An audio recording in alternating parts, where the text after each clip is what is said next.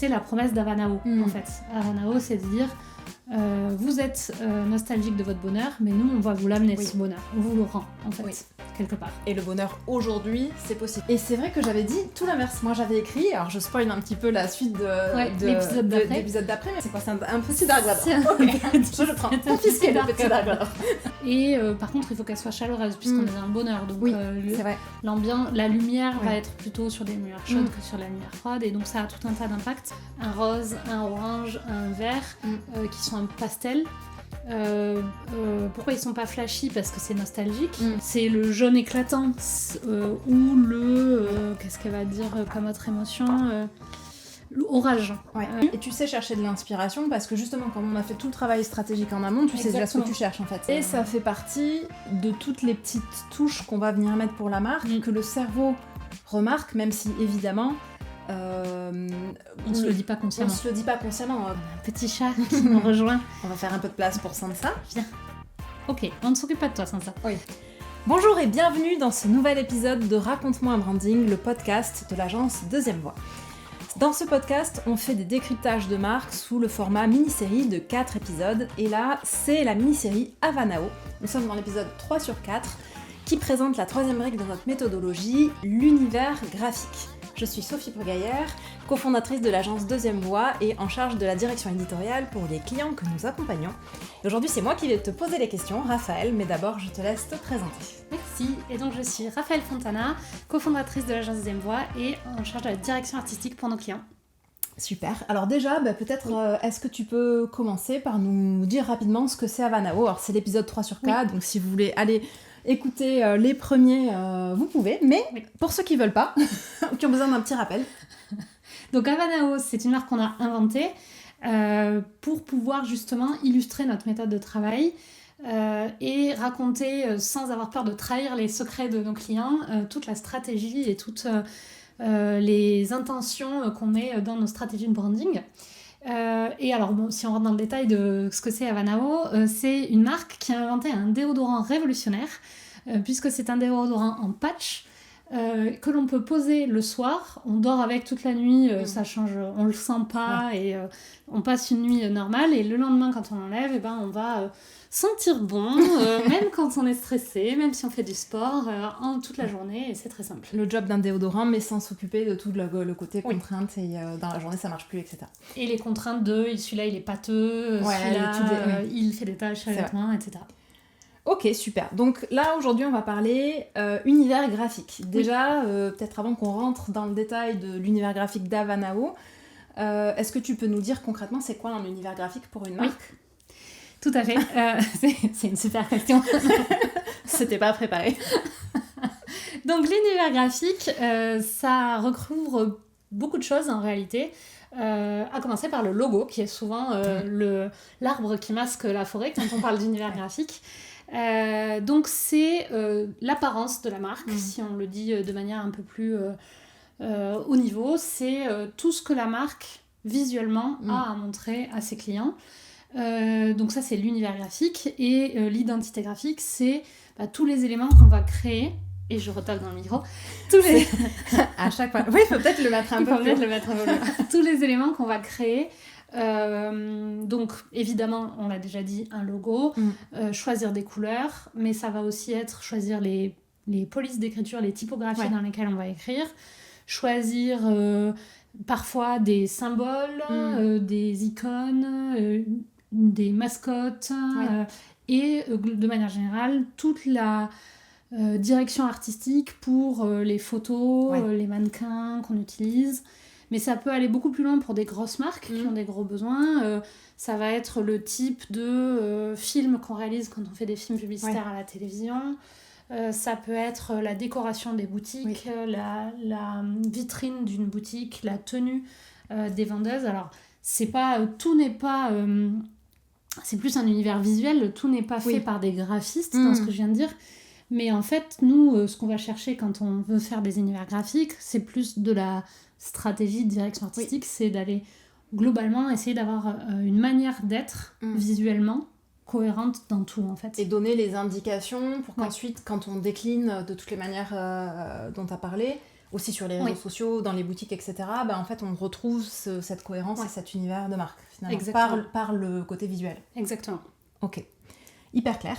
Et Avanao, plus spécifiquement, alors déjà, Avanao, c'est une marque de l'archétype idéaliste, qu'on a pas mal... on a beaucoup parlé de ça dans l'épisode numéro 2, mais tu peux nous redire rapidement qu'est-ce que c'est les grandes caractéristiques de l'idéaliste, comme ça ensuite on voit comment on l'a mis en œuvre pour Avanao. Oui, donc l'archétype de marque, si vous demandez ce que c'est, allez regarder le 2e épisode. Je ne vais pas réexpliquer ce que c'est un archétype de marque. En très simplifié, c'est une personnalité. On va donner une personnalité à la marque. Ouais. Et donc il y en a 12, et parmi les 12, on a choisi celle de l'idéaliste. Donc les idéalistes, ce sont des personnalités de gens qui veulent... s'accomplir à titre personnel, donc vraiment leur objectif c'est un accomplissement personnel et pour ça passe par trouver le bonheur en fait. S'accomplir comment? En trouvant le bonheur. Et les idéalistes, ce sont des personnes qui pensent que finalement c'est pas si compliqué que ça de trouver le bonheur. Par contre, il y a des conditions pour y arriver. Il faut mener une vie simple et moralement vertueuse, on va dire. Alors sachant que ça peut être différent selon les règles, voilà, exactement. Chaque personne met derrière ce qu'elle veut derrière la vertu, mais en tout cas morale, vertueuse, et que si on fait ça, on peut tout de suite, si on respecte les règles d'éthique, les règles de vertu, on peut tout de suite être heureux et vivre simplement et de manière heureuse. Ok. Donc ça c'est sur l'idéaliste. Une fois qu'on a dit ça, donc Avanao, c'est une marque à qui on a donné cette personnalité-là, et le but c'est que toutes les personnes qui sont elles-mêmes idéalistes ou qui sont en recherche de cet aspect-là dans leur vie, parce qu'elles en manquent, comment on va faire par l'univers graphique pour faire apparaître ça? T'as travaillé comment? Oui, alors du coup j'ai travaillé autour de 3 concepts, 3 piliers qui doivent transparaître dans tout ce qu'on va faire visuellement dans la marque. Le premier concept qui a généré beaucoup de débats ensuite entre nous, mais du coup qu'on va détailler, c'est la nostalgie. Alors pourquoi moi je suis allée chercher la nostalgie? On a un petit chat qui nous rejoint. On va faire un peu de place pour Sansa. Viens. Ok, on ne s'occupe pas de toi Sansa. Oui. Donc la nostalgie, c'est un concept que je suis allée chercher parce que c'est une émotion qui est souvent ressentie par les personnalités justement idéalistes. Puisque c'est une émotion de... Enfin, l'idéaliste, c'est aussi la simplicité, c'est aussi l'âge de l'enfance. Quand on est jeune, la vie est simple. On respecte, pour revenir à ce que je disais tout à l'heure, on respecte les règles données par nos parents et on n'a ensuite pas besoin de se préoccuper de choses et on peut être heureux et avoir le bonheur. Et donc, souvent, ça fait des personnes qui, à l'âge adulte, ont perdu ce bonheur-là. Et donc sont nostalgiques de ça. Et moi la nostalgie c'est quelque chose vers lequel je suis allée assez naturellement parce que je trouvais ça assez positif et j'y mettais pas derrière quelque chose d'assez négatif, et ensuite quand on en a discuté, toi ça t'a un peu pas heurté, mais t'étais pas forcément d'accord. Effectivement, parce que quand on a décliné toutes les deux, on a travaillé chacune de notre côté. Pour toi pour l'univers graphique, moi pour l'univers sémantique, qu'on verra dans l'épisode d'après. Et c'est vrai que j'avais dit tout l'inverse. Moi j'avais écrit, alors je spoil un petit peu la suite de l'épisode d'après, mais moi j'avais écrit rétro mais pas nostalgique, parce que pour moi la nostalgie c'est vraiment négatif. Et donc je me disais, non, on veut pas faire une marque négative. Et là on a eu tout un débat sur est-ce que la nostalgie, mais c'est pas forcément négatif, etc. C'est ça. Bon, on a vérifié, en fait, si dans les définitions de la nostalgie c'est négatif, donc... plutôt, en tout cas... Dans la définition. C'est vrai, dans la définition. C'est pas... c'est rarement une nostalgie heureuse, hein. C'est vrai. C'est négatif. Alors, négatif, il faut peut-être préciser, c'est plus mélancolique, lié à la douleur, lié à la peine, et lié à des émotions négatives. Des émotions négatives, effectivement. Et pas lié... Moi, j'avais un peu une image de la nostalgie heureuse. En tout cas, la nostalgie pas forcément déprimée et pleine d'apitoiement sur soi-même, en tout cas. Et en fait, on s'est rendu compte à cette occasion-là, du coup, que même si on mettait pas le même mot dessus, en fait, on était vraiment d'accord sur le concept de ce que la marque devait incarner. Par contre, on l'exprimait pas de la même manière. Et là, c'est pareil, je fais un petit teasing sur ma partie, mais ça montre aussi tout l'enjeu de venir bien... poser les mots sur ce qu'on veut faire, mais surtout bien expliquer, pas juste dire ok, on est une marque, on a posé la nostalgie, Et en fait, derrière, Raphaël et moi, et ensuite potentiellement toutes les personnes qui vont travailler sur la marque, vont avoir une vision différente de ce que c'est la nostalgie. Donc il faut aller un peu plus loin, mais c'est aussi tout le travail du brand book qu'on fait dans ces étapes 3 et 4. Ouais. Et ça, c'est vrai aussi dans le premier épisode, si vous retournez le voir, dans ce qu'on dit sur les valeurs, on ne se contente pas de choisir un mot pour les valeurs, on les explique pour cette même raison. Oui, pour cette même raison, ouais. Et donc, alors, le concept que moi j'ai appelé nostalgie, que toi t'avais appelé rétro, si on revient dessus, c'est cette idée que quand même dans les premiers moments de nos vies sont plus simples, que c'est plus facile de trouver le bonheur, en tout cas d'avoir des moments heureux, peut-être le bonheur c'est peut-être pas permanent, mais d'avoir des moments heureux, des moments de joie au début de sa vie, de manière générale. On a moins de responsabilités, moins de choses à penser, etc. Ouais. Et que souvent, en vieillissant, les personnes, un des moteurs psychologiques qu'on peut vraiment avoir... Qu'est-ce que tu fais, petit chouchou? Un des moteurs psychologiques qu'on peut vraiment avoir en vieillissant, pas en devenant vieux, mais en devenant adulte, c'est justement qu'on se retrouve à perdre de la simplicité dans sa vie. En général, ça vient avec un premier job qui peut être compliqué, des enfants, un conjoint qui peut être relou, ou qui peut être un allié, mais dans une vie qui est globalement plus compliquée, un prêt, des charges, des responsabilités. Et donc, on va se retrouver avec... cette envie de revenir souvent et cette nostalgie, et c'est souvent la nostalgie de la vingtaine, les trentenaires ou les quarantenaires qui se disent oh là là, j'étais jeune, je sortais avec mes amis quand j'étais étudiant et la vie était facile. Et donc c'est ce concept là qu'on veut garder. Donc ça c'est le premier pilier. Du coup, est-ce que tu veux qu'on décline comment on monte ce pilier, ou est-ce que je fais les 3 piliers et ensuite on monte comment on commence par faire les 3 parce qu'il y a quand même un raisonnement logique dans les 3 et ensuite on fera la mise en œuvre. Et donc le deuxième pilier sur lequel on était d'accord, par contre on n'avait pas mis exactement les mêmes mots mais on était d'accord, c'était le bonheur. Et en fait c'est aussi pour ça qu'on arrive à faire fonctionner la nostalgie, parce que c'est de dire c'est la nostalgie du bonheur, donc une nostalgie de quelque chose de positif avec l'envie d'être heureux en fait, complètement. Et pas de la nostalgie déprimée où on est persuadé qu'on n'arrivera pas au bonheur. Oui, c'est ça. Nous on pense que le bonheur il est possible. Et que c'est la promesse d'Avanao, en fait. Avanao, c'est de dire, vous êtes nostalgique de votre bonheur, mais nous, on va vous l'amener, ce bonheur. On vous le rend, en fait, quelque part. Et le bonheur aujourd'hui, c'est possible. Et le bonheur aujourd'hui, c'est possible. La promesse aussi qui va motiver les idéalistes qui ont besoin de ce côté, le bonheur, c'est maintenant, quoi. Exactement. Le dernier pilier, c'est vraiment un fil rouge de tout ce qu'on a fait. On en a parlé dans les 2 premiers épisodes. C'est la simplicité, parce que, en fait, et c'est la solution de comment je passe de la nostalgie du bonheur au vrai bonheur, c'est par la simplicité, en fait. Et donc, c'est la promesse d'Avanao. C'est ça. C'est l'outil qu'on utilise d'une certaine manière pour, entre guillemets, combattre la nostalgie dans ce cas-là de négatif et amener le bonheur là maintenant tout de suite. C'est grâce à un retour à la simplicité. À la simplicité. Donc là, ça peut paraître très abstrait et vous avez peut-être l'impression qu'on est en train de faire le même travail que ce qu'on a fait dans la plateforme de marque et qu'on n'est pas en train de faire un travail visuel d'identité graphique. Mais en réalité, là, c'est important de dire quelles doivent être les vibes. Non, pardon. Attends, vas-y, on continue. On va peut-être... Je vais enlever ça. Ou on l'a... Non, mais ça va, elle a... C'est quoi, c'est un petit Dark Vador. Ok, je le prends. Confisquer le petit Dark Vador. On coupera peut-être. Ok, alors, donc, en fait, c'est quand même important d'avoir des concepts fondateurs quand on parle d'univers visuel, parce que souvent, vous n'allez pas avoir une personne qui va réaliser votre identité visuelle. Vous avez un community manager potentiellement, même si vous êtes une grande marque comme Avanao, vous pouvez faire appel à des influenceurs, et donc vous devez pouvoir leur expliquer aussi en mots quelles sont les vibes qui doivent se dégager de ce qu'ils vont produire visuellement. Pourquoi, en fait? Parce qu'on pour la cohérence. Pour la cohérence. Exactement, c'est ce que tu allais dire. Oui. Cool. On est d'accord. C'était vraiment... Et après, j'étais là, est-ce que je l'ai dit? Est-ce que je l'ai dit pas? Ok, mais c'était bon, on était sur la bonne longueur. Donc, la cohérence, c'est hyper important. Donc, si j'explique à une influenceuse à qui je vais envoyer les patchs, on fait une collaboration commerciale, et je lui dis, ce serait bien que tu produises des reels où on te voit utiliser les patchs. Et je lui dis, voilà, les vibes, il faut que ce soit un peu nostalgique. Toi, tu l'avais appelé rétro, comme tu le disais. Donc, nostalgique, rétro.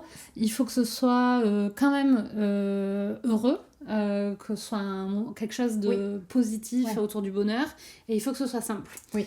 Tout de suite, ça donne une indication de visuellement qu'est-ce que je vais pouvoir faire.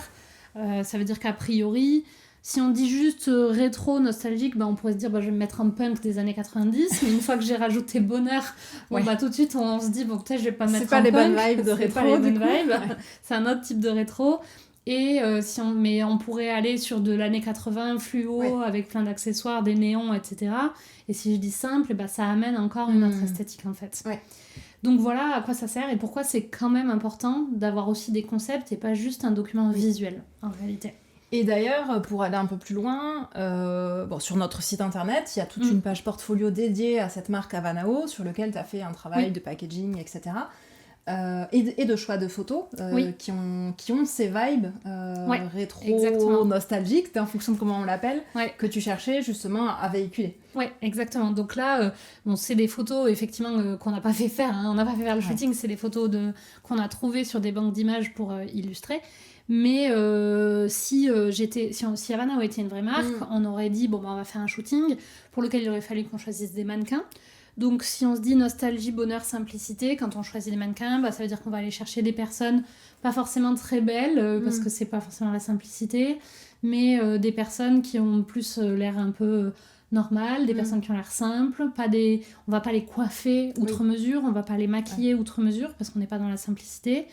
Et puis sur la nostalgie, ça veut dire qu'on va peut-être faire... alors moi je suis pas photographe, mais des photos en argentique et pas dans les techniques potentiellement de photographie, ça va aussi avoir un impact sur ce qu'on veut créer comme le traitement de l'image, etc. Exactement. Donc là l'image il faut qu'elle ait peut-être un peu un grain, il faut pas qu'elle soit hyper nette, hyper précise. Si elle est un peu pixelisée ça peut marcher, ça pourrait être une photo qui a 20 ans. Par contre il faut qu'elle soit chaleureuse puisqu'on est dans le bonheur, donc c'est vrai. la lumière va être plutôt sur des lumières chaudes que sur la lumière froide, et donc ça a tout un tas d'impacts. D'ailleurs c'est intéressant parce que alors on n'a pas trop parlé de la simplicité encore, mais au final quand on dit simplicité on pourrait se dire que c'est un synonyme de épuré. Moi en tout cas ce que moi j'associe avec le épuré ça va être plutôt du blanc, du gris, du noir, du trait minimaliste mais très froid en fait. Et finalement, c'est pas du tout ça les vibes de la marque. Et ça, c'est quoi ? C'est grâce justement à ce côté nostalgique, nostalgique et bonheur. Exactement. Parce qu'en fait, dans les packaging, on a quand même pris des codes du minimalisme et de l'épuré dont tu parlais. Il y a très peu de texte, des grandes surfaces, beaucoup de ce qu'on appelle du blanc en graphisme, qui peut être de n'importe quelle couleur, mais qui est de l'espace autour. Sans texte, sans illustration, sans symbole, etc. Vraiment juste de la couleur brute, qui peut être blanche, qui peut être d'une autre couleur. Donc ça, c'est vraiment les codes de l'épuré et du minimaliste, mais c'est vrai que notamment dans le luxe, où les architectes, les avocats ont tendance à faire ça, sur du blanc, du gris, du bleu marine. Mais si on rajoute la touche bonheur, en fait, on va par-dessus y mettre des couleurs, là en l'occurrence, un rose, un orange, un vert, qui sont un pastel. Pourquoi ils sont pas flashy ? Parce que c'est nostalgique, et sur du rétro, on aurait pu aller plus sur du flashy. Alors que vu que c'est plus nostalgique, on est plus sur du pastel potentiellement. Parce que ça aurait peut-être mis trop d'énergie. Qui va pas avec ce côté simplicité. D'ailleurs, quand on parlait de simplicité, t'avais aussi envisagé de l'appeler quiétude. Finalement, on est venu sur simplicité parce qu'on s'est dit, quiétude, c'est un mot peut-être un peu trop intello justement pour une marque qui cherche la simplicité malgré tout. Quand on parlait du bonheur, c'était quand on parlait du bonheur, pardon. Mais oui. Mais ça marche pas forcément avec la simplicité. Par contre, ça reste quand même cohérent avec les vibes de la marque, et donc forcément, comme tu disais, des couleurs flashy, ça va pas véhiculer, ça va mettre trop d'énergie, alors que nous on cherche de l'apaisement aussi. On aurait pu peut-être mettre ça d'ailleurs dans le champ lexical, en fait. Un bonheur calme, un bonheur serein, plus rentré vers soi que tourné vers l'extérieur, où c'est pas le bonheur de faire la fête avec ses potes en étant mort de rire, c'est plus le bonheur de prendre soin de soi simplement. D'ailleurs, dans les types de photos que tu avais sélectionnés pour Avanao, il y a de mémoire une nana qui est à la plage, une qui est dans sa salle de bain toute seule, donc c'est pas des scènes de fête, c'est pas elles sont pas en boîte de nuit, elles sont pas même en bande de copines en train de s'amuser, parce que le bonheur ça aurait pu être ça, mais c'est vraiment plutôt elles sont à chaque fois elles sont seules sur la photo et elles font elles sont un peu chill quoi. Oui, exactement. C'est plus des moments sur un bonheur presque introspectif. Et c'est une notion dans le soin, de dire en fait prendre soin de soi, ça peut avoir des aspects, mais là on va rentrer dans des concepts philosophiques, mais il y a un côté autour de la méditation où en fait finalement beaucoup de femmes qui parlent de skincare et de prendre soin de soi peuvent associer ça à une recherche de spiritualité, une recherche d'aller bien, de se faire du bien, par un moment introspectif où on se retrouve entre soi et soi en fait. Oui. Voilà, on a dérivé mais sur quelque chose de beaucoup plus... Donc dans si je recentre sur la direction artistique, du coup on a 3 grands piliers qui sont la nostalgie, le bonheur, la simplicité. Je pense que là on a bien parlé du sujet. Tu as évoqué les couleurs rapidement. Est-ce que tu peux nous dire concrètement comment tu fais, comment tu choisis, comment tu travailles quand tu vois... Comment on fait des couleurs pour une marque en fait? Comment on choisit des couleurs pour une marque? Alors, déjà, on s'inspire. Je sais pas si ça se voit, mais là, j'ai pas mal de livres sur les couleurs. L'idée, c'est pas de copier, bien sûr, mais de s'inspirer. Donc, forcément, savoir ce qui se fait, travailler, avoir un référentiel visuel en tête, je pense à que la c'est fois important. sur quel type de couleur va faire évoquer tel type d'émotion, et puis aussi sur des inspirations j'allais dire de palettes, mais en fait d'associations, peut-être que palette c'était pas le bon mot, mais après si palette ça marche, mais en tout cas de dire souvent d'ailleurs je peux peut-être vous recommander des livres, mais on peut mettre dans la barre d'infos de l'épisode quelques recos de livres. Mais un livre comme celui de Sarah Poniatowski-Lavoine, qui s'appelle Couleur Sarah, elle va regrouper des couleurs par émotion.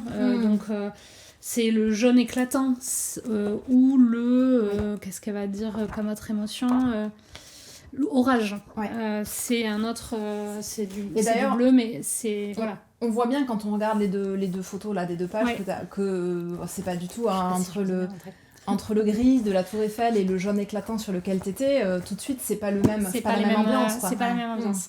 Donc, et ensuite derrière, c'est des livres où il y a des palettes de couleurs qui sont déclinées, donc on peut aller chercher de l'inspiration déjà. Et tu sais chercher de l'inspiration parce que justement, comme on a fait tout le travail stratégique en amont, tu sais déjà ce que tu cherches en fait. Exactement. Tu sais que tu vas pas chercher à créer de l'énergie, mais plus à créer du calme, mais du calme qui doit quand même aussi être du calme avec du bonheur. Voilà. Et après, c'est... après, il faut décider, c'est des partis pris. C'est un peu comme ce qu'on se disait tout à l'heure. La nostalgie, c'est peut-être pas le bon mot, mais on est d'accord sur l'ambiance. Et ensuite, c'est beaucoup du ressenti, de l'émotion, de dire tiens, quand je regarde ça, est-ce que c'est la bonne émotion? Et après, il y a des critères techniques qui intéresseront les graphistes, d'accessibilité, de lisibilité, d'équilibre, de saturation, de lumière, de luminosité, des couleurs. Mais là, on est dans la technique de graphisme. Puis il te faut toujours plus ou moins un équivalent de blanc, un équivalent de noir, parce qu'il faut quand même pouvoir écrire de manière entre guillemets normale aussi, notamment sur un site internet. T'as besoin de faire ça, Après, c'est bien d'avoir des notions, même si... parce que je pense qu'on n'aura pas que des graphistes. Enfin, normalement, on n'attend pas avoir beaucoup de graphistes dans l'audience, mais c'est bien de savoir aussi quels sont un peu les critères pour se dire « Ah, ok, en fait, c'est aussi pour ça que j'ai besoin d'avoir un vrai graphiste qui va faire vraiment ce travail-là, à la fois sur la partie stratégie et puis sur aussi toute la technicité de choisir les couleurs, au-delà du choix de couleurs, mais par rapport à toutes ces règles sur lesquelles on n'est pas rentré dans le détail, mais qui existent et qu'il faut quand même prendre en compte. Exactement. Okay. Après, on pourra faire un jour un épisode dédié. Un épisode dédié à la couleur, c'est quand même très technique. Montrera tous tes livres. C'est ça. Ça sera génial. Du coup, on a parlé de la direction artistique et de toutes les manières dont ça pouvait se manifester en fait dans l'univers de la marque. On a parlé un peu plus des couleurs. On n'a pas du tout parlé, par contre, de tout ce qui est police d'écriture. Alors moi, je me dis aussi... en tout cas, maintenant je m'y connais un peu plus, mais avant de vraiment faire du branding, du graphisme avec toi, je savais quand même qu'il y avait 2 composantes. Il y avait les couleurs et puis il y avait la police d'écriture. Ouais, tout à fait. Donc c'est pareil, ça se choisit en fonction de ce qu'on s'est donné pour la stratégie. Complètement. Donc déjà le premier critère qui doit être vrai pour toute la vie, pour tout le monde, pour toutes les marques, c'est quand même la lisibilité, au moins sur les polices de texte, enfin les typographies, pardon, pour les textes. Je vais me faire taper sur les doigts par les graphistes. Oui, c'est moi qui dis police. Et quand je l'ai dit, j'étais là, je sais que c'est pas le bon mot. C'est typographie. Oui, mais les gens disent police. Oui, après c'est... Mais le vrai terme, c'est effectivement typographie. Parce que les polices, c'est des familles de typographie. Oui, d'accord. Bon, non, mais ça on n'a pas besoin de rentrer dans de la technique. Mais, et j'espère que je suis pas en train de confondre et que j'ai dit l'inverse. Non, je pense pas. Quand même pas. Donc les typographies, évidemment, le premier critère, ça doit être la lisibilité. Après, on peut avoir des typographies pour les titres plus ou moins lisibles, selon que le titre c'est de la déco ou pas, mais quand même la lisibilité ça reste le premier critère. Après on peut avoir des titres purement décoratifs à des endroits, que ce soit sur du packaging. Ça me heurte qu'on dise qu'on ne va pas lire des trucs qu'on a écrits, mais bon, je suis d'accord qu'en vrai ça peut.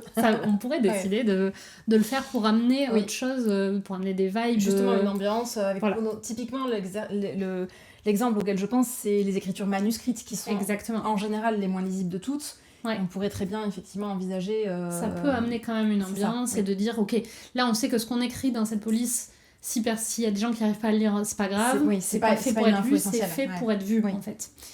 Mais bon, quand même là pour Avanao, on a dit que un des piliers centraux c'était la simplicité, donc encore plus que pour toute la vie, pour tout le monde, mais là encore plus, la lisibilité c'était un critère hyper important. Et ensuite l'autre critère, donc dans les grandes polices, il y a sérif, sans sérif. Donc sérif c'est les typologies comme la Times New Roman, toutes les vieilles personnes comme nous la connaissent parce que c'était celle par défaut sur Word pendant des années. Et c'est celle qui a les petites pattes. Et donc c'est les petites pattes, c'est ça les sérifs. C'est les sérifs. Okay. Et sans ou empattement. Mais bon, les petites pattes c'est plus mignon. Les petites pattes c'est plus mignon. Et sans sérif, donc c'est les polices bâtons qui n'ont pas d'empattement. Et qui sont un peu plus lisibles du coup. Qui sont du coup plus lisibles, comme Arial par exemple, qui sont plus lisibles sur écran. Parce qu'en fait, tout ce qui est empattement, c'était d'ailleurs les journaux à l'écrit, c'est la presse écrite, parce que sur le papier, c'est un peu plus lisible. Okay. Mais sur écran, les sans sérif sont plus lisibles. Okay. Donc tout ce qui est Arial, etc. Ensuite, malgré tout, aujourd'hui, des typographies, il en existe des j'allais dire des milliers, des millions, peut-être des milliards, je ne sais pas. Beaucoup, du coup. Beaucoup. Des milliers à minima. Et on peut avoir des choses plus ou moins arrondies, plus ou moins statutaires, plus ou moins joyeuses, rondes, enfantines. C'est pareil, ce choix, il va se faire par rapport à la direction artistique que tu as donnée, par rapport à tes 3 critères. Tu vas regarder... au côté émotionnel. En fait, donc après c'est pareil, ça peut sembler un peu abstrait, mais effectivement assez vite on va se dire une police avec des lettres assez étroites, assez hautes, c'est pas spécifiquement le bonheur et la simplicité, versus une police avec des lettres moins hautes et plus larges et peut-être plus arrondies. Tout de suite ça va avoir un ressenti plus enfantin et plus simple et plus joyeux peut-être, plus optimiste. Donc après, des personnes qui sont pas du tout sensibles à ça pourraient se dire qu'on est en train de couper des cheveux en 4, et peut-être que c'est ça qu'on est en train de faire, mais non, en attendant, il y a quand même des études psychologiques qui montrent que... Et ça fait partie de toutes les petites touches qu'on va venir mettre pour la marque, que le cerveau remarque, même si évidemment... on se le dit pas consciemment. On se le dit pas consciemment quand on regarde, à part toi parce que maintenant c'est ton métier, mais moi en tout cas quand je regarde, encore que maintenant je commence à le faire, mais vraiment ça fait pas si longtemps que ça. Mais bon, normalement les personnes normales, on regarde des produits, des packaging, des sites internet, même des posts, des visuels de posts de réseaux sociaux, etc. Et on n'est pas en train de se dire tiens cette police qui m'évoque la modernité ou au contraire le bonheur. C'est le cerveau qui interprète ce signal-là, plus plein d'autres petits signaux, et c'est ça qui fait que le cerveau comprend la marque. Et justement, comme le cerveau, finalement, comprend et prend en compte beaucoup, beaucoup plus de choses que le conscient, enfin, qu'on en a conscience, c'est aussi pour ça que c'est important de travailler la cohérence, en fait, sur tous les aspects de la marque. Et en fait, tout ça, c'est quand même un travail émotionnel. Et donc, le conseil que je pourrais donner à quelqu'un dont c'est pas le métier et qui voudrait le faire, c'est quand même, malgré tout, faites-vous confiance. Quand vous regardez les polices, qu'est-ce que ça vous fait ressentir ? Et si ça vous fait... si vous dites, ça a l'air sérieux, faites-vous confiance, c'est que c'est probablement une police qui a l'air sérieuse. Normalement, vous n'êtes pas des fifous, vous n'allez pas vous dire que la Montserrat, elle est plus sérieuse que la Arial. Là où il faut faire peut-être attention, c'est de se dire, je l'aime, qui n'est pas le choix forcément qu'on fait, parce que c'est pas parce qu'on trouve une police hyper belle que que ça correspond au vibe qu'on veut donner à la marque. Donc c'est aussi important de se faire confiance, mais en gardant en tête, ok, qu'est-ce qu'on essaye de faire, de véhiculer comme émotion. C'est pour ça qu'on commence par les concepts. Et donc là, l'idée, c'est faites-vous confiance pour dire, est-ce que nos concepts étant nostalgie, bonheur, simplicité, est-ce que cette police, elle dit nostalgie, bonheur, simplicité, ou est-ce qu'elle dit autre chose ? Faites-vous confiance sur ça, en fait. Et effectivement, si vous adorez les polices manuscrites, style faire part de mariage, ça dit pas nostalgie, bonheur, simplicité. Ça dit plus élégance, romance, sophistication et romance. Un peu le côté, les codes de la lettre d'amour que tu t'es envoyée. Ok. Donc c'est pas forcément les bons codes. Bon, là, l'épisode touche presque à sa fin, mais on va peut-être quand même dire 2 mots du logo, parce qu'on a dit, on connaît le logo, mais bon, là, au final, on en a quasiment pas parlé. On va parler. C'est quand même dans les trois grandes briques, on va dire, de l'identité graphique, de l'univers graphique, c'est les couleurs, les polices et le logo. Tout à fait. Je vais me le mettre sous les yeux. Parce que je ne l'avais pas, donc excusez-moi. Je suis désolée, je t'ai posé une colle. Non, pas de problème, juste je l'ouvre. Mais j'ai des choses à dire sur le logo. Génial, voilà, on est au même endroit. Hop, donc le logo, c'est un logo typographique. On le mettra à l'écran peut-être. Oui, on le mettra à l'écran. Logo typographique en minuscules. Qui du coup joue beaucoup sur on va dire 3 éléments visuels qui sont censés évoquer ce qu'est la marque. Le premier, c'est les vagues. Donc pour ceux, on l'aura mis à l'écran, sur les A et les N, on a des vagues qui se dessinent. Et ça, c'est censé évoquer justement ce côté simplicité, quoi de plus simple qu'une après-midi à la plage. On a finalement besoin d'une serviette et d'un maillot, et c'est assez simple. Et le sens caché qu'on y avait mis aussi, c'est un peu ce patch qui vient épouser les formes du corps. La forme de l'aisselle. Et donc ce côté, ce côté qui évoque un peu le produit. Ensuite, il y avait aussi le côté très arrondi. On est sur des A et des O très ronds. Et même dans les lettres comme le V, on est allé arrondir au maximum, pas au maximum, mais on est allé arrondir quand même les pointes. Dans l'idée de dire, c'est aussi la douceur, on l'a jamais dit comme ça, mais dans ce qu'on met derrière la simplicité, le fait de prendre soin de soi, il y a quand même ce moment de bonheur simple qui amène le bien-être, on se sent bien, etc.